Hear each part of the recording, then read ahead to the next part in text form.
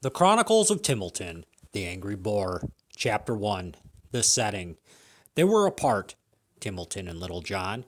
This is a new day, Timbletin had thought. Timbletin had stood in Deerval's planting garden. Little John was at Deerval Castle.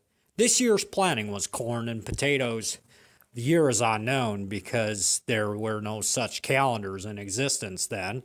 The days were suns and the nights were moons and cloud covers. Timbletin walked from the planting garden and on to the camp he had made. Timbletin had waited for Little John. While Timbletin waited, he ate his harvest of corn and potatoes and sang songs he knew from other adventurers. Chapter 2, Long Time No See. Little John, is that you? Why, yes, it is, Timbletin. What is new, Little John? Well, Timbletin, the king of Deerval Castle has a pest on his hands and would like us to help him rid of it. What kind of pest, Little John? A wild-fanged creature, Timbletin. Oh, you mean like a boar? Exactly that, Timbletin, a wild boar. What do you suppose we do, Little John?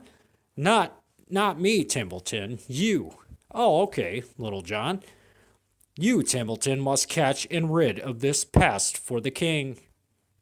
Chapter 3, What a Pest. Timbletin had left Little John at camp. Timbletin had walked to the castle of Deerval. Timbletin did not rest. Timbletin had packed him some supplies in a maid's-woman's rucksack. Homemade. Timbletin waited 3 days at the castle's front gate. My, where could this boar be? Said Timbletin. The boar had just eaten a couple of days before, and so Timbletin had decided to keep waiting for it, and was another 2 days until he had seen it.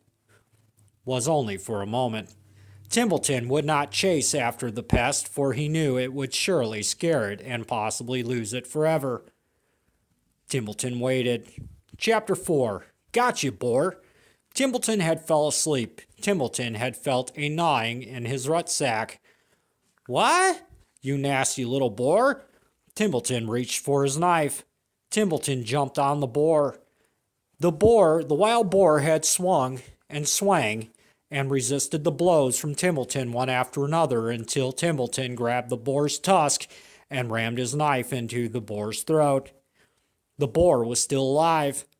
Injured, Timbletin carried it back to camp and nurtured the boar back to health.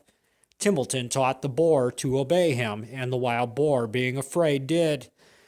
Timbletin named him Bud and reported back to Little John. The boar is no more, Little John. Let me see, Timbletin. And the boar was. Little John told the king. The king of Deerval was very happy. The end. And to be continued.